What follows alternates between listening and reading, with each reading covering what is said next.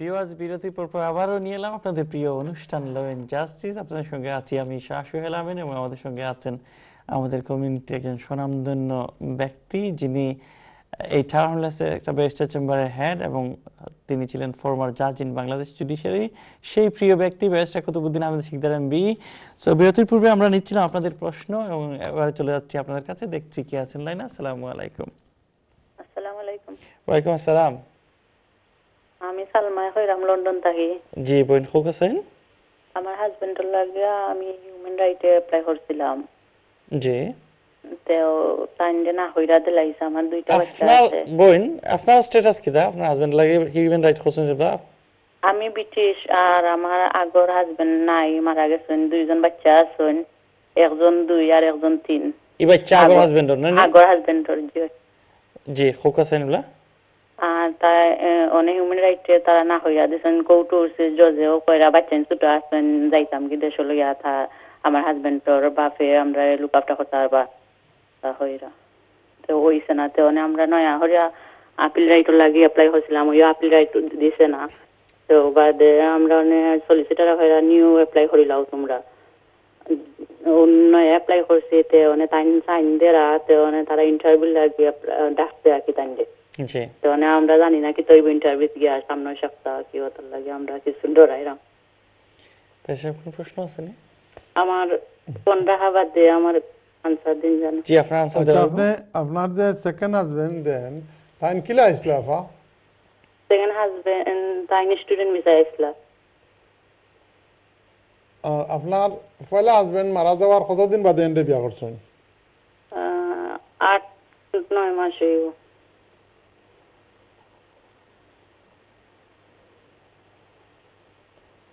আপনার আগর হাজবেন্ডে আনছিলানি? জি এখন আপনি ব্রিটিশ নাই নি? জি জি। আপনার যে সলিসিটারে যেন অ্যাপ্লাই করলা তাইন কইলা নানি উড়াউড়ি করলা খানে পয়লা করে অ্যাপ্লিকেশন করবা লাগি? তাই নয়া করি করছ এখন জুডিশিয়াল বই তাত গেলে লেট হই যাব। তে নয়া না করি না না না না পয়লাও তাইন বিয়া করিয়াও অ্যাপ্লাই করে দিলা খানে।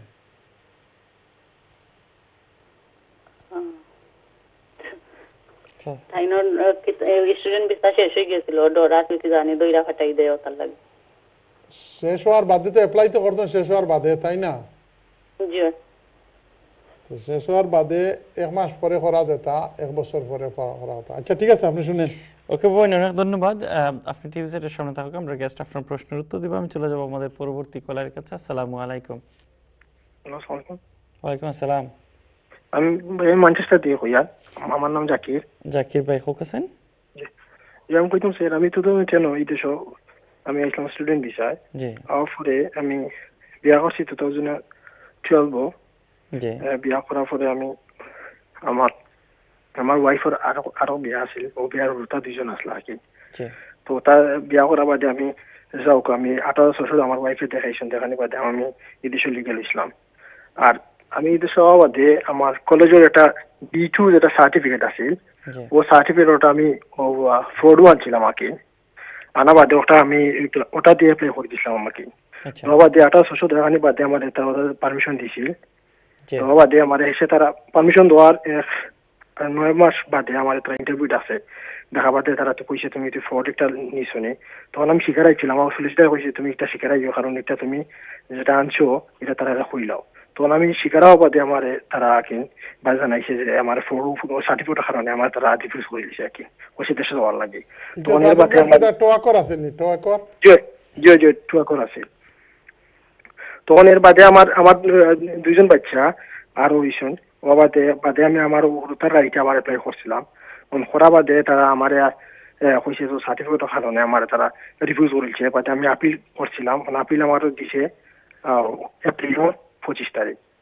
তখন আমি তো আসলে এখন আমার সলিসিটার লিয়ে তো ব্রাডফোর্ড পড়ছে, অনেকটা কিলা হইব কিন্তু আমি তো বুঝলাম না কোনটা দেশটা বুঝে কই পারি আমার বাকি তাহলে যাইতাম, বাকি না গেলে আমার ভালো হইব। আমি মনে করি সেটা ঠিক আছে, আমি ফসা দিয়ে আনছিলাম সার্টিফিকেটটা। আর আমার আসলে ওখানে বালায় সলিসিটার এটাই দিছে না, আর আমার কাছে আসিল সার্টিফিকেট, আর আমি ওটা দিয়ে দিলাম। আসলে এটা দরকারও নাই আমার সার্টিফিকেট অ্যাপ্লাই করা। শুনেন ভাই জাকির ভাই, যে সলিসিটারে কইয়া দিলা আপনি দোষী বলিয়া সাব্যস্ত কইলিতা, এই সলিসিটারে কইয়া দেন না নিজে ইটার ডিফেন্স কিতা, ইটার ঔষধ কিতা করতা, এখান কইয়া দেন না নিতাই? জি না, আসলে আমি আসলে এখন অ্যাডভাইজার আছি না, তাই সলিসিটার ইংলিশও ফার্মত লইয়া তাই কাম করয়, আর তার মাধ্যমে আমি করছিলাম এটা। এর মানে কইতেছে এটা তাই সলিসিটার না, এই তো? জি জি, সলিসিটার না, জি প্রফেশনাল সলিসিটার না। সলিসিটার না যদি আমার বুঝাক্কা, আপনার যদি অপারেশন হয় তো হসপিটাল গিয়া সার্জনরে দিয়ে অপারেশন করাইবা নি না নার্সরে দিয়ে অপারেশন করাইবা? এটা বুঝছি তো, আমার তো করান বাদে তো আমার তো পারমিশন করতে এই দেশ দিলেইছিল তারা। এর বাদে তারা যখন ইন্টারভিউ লেগে ডাকছিল তখন তাই আমার কইয়া এটা তো আমি শিকারাও হয়, কইরা যে শিকারাইলে তোমাদের ভালো হইব। এটাই কইয়া। ওকে, ঠিক আছে শুনুন। ওকে জাকির ভাই, অনেক ধন্যবাদ আপনার এই সুন্দর প্রশ্ন লাগি। আর আমরা গেস্টে আপনার প্রশ্নের উত্তর দিবা, আর বিশেষে আমরা যদি উত্তর জি জি জি জি সোহেল ভাই, আমরা বন্ধু শাহরিয়ার ভাই লন্ডন থেকে ফোন করেছেন, তাই না? জি শাহরিয়ার ভাই, আপনি ফোন করেছেন লন্ডন থেকে। আপনি বলতেছেন আপনি এসেছিলেন বেশ কিছু দিন আগে, আপনি স্টুডেন্ট হিসেবে এসেছিলেন, কিন্তু 2012 সালে আপনি টিয়ার 2 জেনারেলে এমপ্লয়মেন্ট নিয়ে আপনার ওয়াইফ সহ আপনাদের লিভ কনভার্ট হয়েছে টিয়ার 2 জেনারেলে। এখন আপনার দুইটা বাচ্চা আছে, একটা হলো 6 বছর আর একটা 1 বছরের। আপনার প্রশ্ন হলো যে আমার তো 2017 সালে ব্যারিস্টার সাহেব 5 বছর হয়ে যাবে, আমি ইনডিফিনিট লিভের জন্য অ্যাপ্লাই করব, এখন আমি কি আমার বাচ্চা দুটার জন্য করব, আমি কি আমার ওয়াইফের জন্য করব, আমার করা বাঞ্ছনীয়টা কি? আমি আপনাকে জিজ্ঞেস করেছি শাহরিয়ার সাহেব যে আপনার বেতন কত? আপনি বলেছেন আপনি আর্ন করেন বাৎসরিক 56,000 pound, it's a good amount. এই কারণে জিজ্ঞেস করেছি যে বর্তমানে যদি কেউ টিয়ার 2-তে ইনডিফিনিট লিভ পেতে হয় তাহলে তার মিনিমাম ওয়েজেস থাকতে হবে 34,000 অর মোর। আলহামদুলিল্লাহ, এই দৃষ্টিতে আপনার ইনকাম ঠিক আছে। একটা কথা ক্যাভিয়েট বলি আপনাকে ওয়ার্নিং স্বরূপ, যে যারা ইনডিফিনিট লিভের জন্য যায় এদের খুব বেশি HMRC রেকর্ড চেক করে। আপনি এটা একটু মেহরবানি করে চেক করে যাবেন। ইনডিফিনিট লিভের জন্য অ্যাপ্লাই করবেন, আপনি অ্যাপ্লাই যখন করবেন আপনার ওয়াইফের অলরেডি করা আছে, you should apply for your wife as well, কিন্তু আপনার বাচ্চা দুটোর জন্য করবেন না। খুব খেয়াল করে শুনেন, বাচ্চা দুটোর জন্য করবেন না কেন?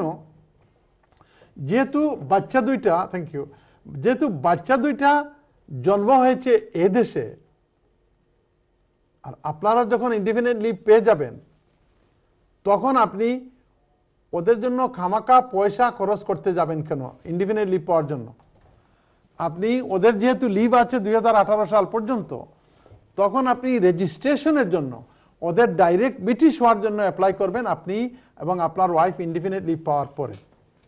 কথাটা বুঝতে পেরেছেন? তখন আপনারা ব্রিটিশ হবেন 1 বছর পরে, আর আপনার বাচ্চারা হয়ে যাবে মাশাআল্লাহ 1 বছর আগে। যে মুহূর্তে ইনডিফিনিট লিভ পাবেন তার পরপরই আপনি মেহরবানি করে আপনার বাচ্চাদের জন্য রেজিস্ট্রেশনের MN ফর্মে অ্যাপ্লাই করবেন। আশা করি আপনি বুঝতে পেরেছেন। Wish you best of luck. Thank you. Number 5 আমাদের নাম্বার 5 সালমা আফা ফোন করা লন্ডন থেকে। আপনি কইরা আপনি আইসলা এই দেশ, আপনার হাজবেন্ডে বিয়া করি আনছিলা, আওয়ার বাদে দুইটা বাচ্চা হয়েছে, এক বাচ্চার বয়স 2 বছর, এক বাচ্চার বয়স 3 বছর। দুঃখের বিষয় এই যেন আপনার পয়লা হাজবেন্ড মারা গেছলা। এই মারা যাওয়ার 7-8 মাসের ভিতরে আরো স্টুডেন্ট বদলোকের সাথে পরিচয় হয়, তারপরে আপনি তান্ডে বিয়া করে লিছেন। তান স্টুডেন্ট আসলা, বিয়া করিয়া অ্যাপ্লাই করছেন, রিফিউজ হয়ে গেছে। আপিলও গেছেন, আপিলও রিফিউজ হয়েছে। এখন আবার আরেকবার অ্যাপ্লাই করছেন, আপনার লয়ারে বালা কাম করছেন না। লয়ার যে কিতার লাগি 2-3টা কথা আমি জিজ্ঞাসি আপনার আগর হাজবেন্ডে আপনার আনছিলানি বর্তমানকুর যে আইন দে কয় বইন EX1 এবং EX2 EX1 হইল যদি কেউর ব্রিটিশ এক নিজের বাচ্চা থাকে তাহলে একটা সহজ আর EX2 হইল যদি কেউর ব্রিটিশ পার্টনার থাকে আপনার মতো ওয়াইফ থাকে এখন EX2 তে পাওয়া খুব কঠিন এটার হয় ইনসারমাউন্টেবল অবস্টেকল গত সপ্তাহে আমি কইছি সাংঘাতিক ধরনের অসুবিধা হইতে হয় এখন আপনার লয়ারে কিতার লাগি কইয়ার আপনার যে 2 বাচ্চা এই 2 বাচ্চা আপনার বাচ্চা আপনার বর্তমান যে হাজবেন্ড তান ঔরসজাত বাচ্চা নাই আইনে হয় নিজর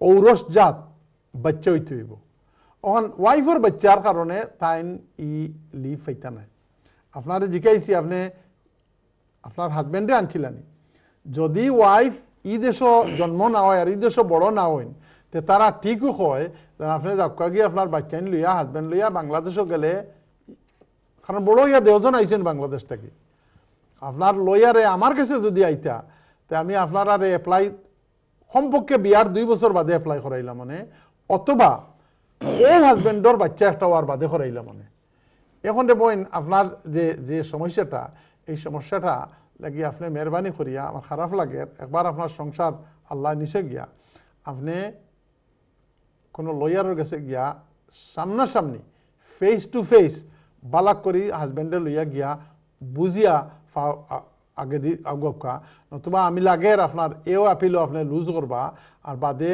হাতরিয়া কোনো কিনার পাইতা না কারণ ফার্স্ট অ্যাডভাইস 2 বছর বাদে এপ্লাই করতে আসিল অথবা আপনার ও হাজবেন্ডের ঘরের কোনো বাচ্চা হওয়ার বাদে এপ্লাই করতে আসিল খালি মনে করছেন বলে যে বিয়ে এখন করিলেও মনে হয় হয়ে যাব দ্যাট ওয়াজ ব্যাড উড়াউড়ি করা কোনো সময় ঠিক নাই এর কারণে আপনি কোনো লয়ারের কাছে গিয়া বুঝুকা এখানেও আপনি আপিল রাইট পাইতা নাই যার করলেও অসুবিধা হইব আপনার সামনের যে রাস্তা একটা খুব টাফ রাস্তারে বইন সরি আমি আপনার চাইতে বালা কোনো কথা কইতে পারলাম না আপনি লয়ার হলোর কাছে গিয়া আপনি অ্যাডভাইস নেওয়া থ্যাংক ইউ আসসালামু আলাইকুম ওকে কলার নাম্বার 6 আমাদের আমরা জাকির ভাই ম্যানচেস্টার থেকে ফোন করছেন তাইন কইরা আইছেন তাইন 2010 সালে স্টুডেন্ট হিসাবে ঠিক না 2010 সালে আইয়া বাহ খুব প্রোগ্রেস করছেন মাত্র 2 বছরের ভিতরে কন্যা একজন পাইয়া বিয়া করে লইছেন বিয়া করার পরে মাশাআল্লাহ ওয়াইফর জবও আছিল আপনি স্পাউস হিসাবে ভিসাও পাইছেন কিন্তু পরে এখন সুবহানাল্লাহ ওয়াইফর আগর 2 বাচ্চা আসলা এখন আপনার 2 বাচ্চা ও বাচ্চান্তর কারণে ফাইলিসলা এখন টোয়েক ধরা পড়ছে টোয়েক একটা আমি ঠক কই ও যে টোয়েকের কারণে শোষণায় হাজার হাজার স্টুডেন্ট হলো সর্বনাশ হইল আপনি যে কাম করছেন আপনি একটা কথা কইমু আমার ভিউয়ার যারা দেখরা দেশে বিদেশে কাছে দূরে আপনারও একটা কথা খেয়াল করে শুনুকা আপনি যদি নিজের মুখে যদি কোনো একটা দোষ স্বীকার করিলেন তাইলে একটা দুধে দেওয়া দোষী আপনার আর গভর্নমেন্টে বা কর্তৃপক্ষে কোনো কিছু করা লাগে না আপনি নিজে মানি লিছেন আপনি দোষী বলিয়া আর যদি আপনি দোষী বলিয়া না মানেন তো সাক্ষী প্রমাণটি যদি আপনার দোষী করতে হয় তো অনেক সময় গিয়া আপনি দোষী না হওয়ার সম্ভাবনা থাকে আমার এই ভাইয়ে করছেন কিতা তাই নিজে কই লইছেন যেন আমি 2 নম্বরে করছি আর সলিসিটার যে বেটা কইছে সলিসিটার এবেটা সলিসিটারও নাই এবেটা এক অ্যাডভাইজার এ কইয়া দিছে না না কইলাও যে নিজে দোষ করছো এখন আপনার ভিসা কাটেল করে দিলাইছে আপনি মুভই আর কোনো জায়গা নাই আমরা যে ক্লায়েন্ট হল এরা কই বলে না কইব বেটা যেন আমি তো পরীক্ষা দিছি তুমি তান কেন ভুল ধরা পড়ছে তুমি তান যে এজেন্টে পরীক্ষা নিছে হে আমার পরীক্ষা একটা বদলাইলো ওখানে তারিখে ধরো আমি তো গিয়া হলের মাঝে পরীক্ষা দিছি আমি খানোর মাঝে লাগাইয়া ইংলিশ টেস্ট দিছি আমি কলম দিয়ে লেখিয়া দিছি আমি ওই সেন্টারও গেছি এখন তুমি তান প্রমাণ করো আমি দোষী তাই তেন প্রমাণ করবা কিতা তাই তেন প্রমাণ করবা ওদের স্পোকেন দিছ আর একজনের গলা বলে আমি তো আমার গলা দিয়ে দিছি তুমি তাই মাঝখানে বদলাইলো যদি একটা খার দোষ আই এম ভেরি সরি রে ভাই যে কাম করছেন আপনি may be you are honest কিন্তু অনেস্টির মাঝে একটু বোকামিরও আছে। কারণ অনেস্টির মাঝে কিছু হিকমত নিতে হয়, বুঝছেন?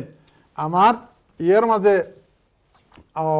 ব্রিটিশে যে সময় ইন্ডিয়ারে রুল করতো, তো ব্রিটিশে শাহ অলিউল্লাহ মুহাদ্দিসে দেহলভী রহমতুল্লাহ আলাই আসলা দেওবন্দ মাদ্রাসার প্রিন্সিপাল আসলা।